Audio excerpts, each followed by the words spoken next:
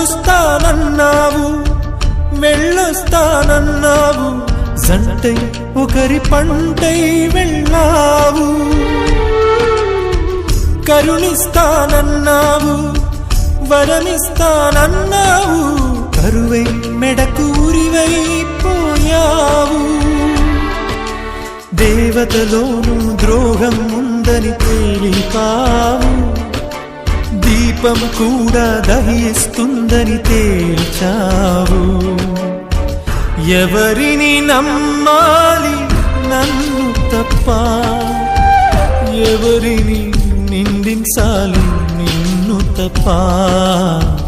నువ్వంటే ప్రాణమని, నీతోనే లోకమని, నీ తోడే లేకుంటే బ్రతికేది ఎందుకని ఎవరికి చెప్పుకోను.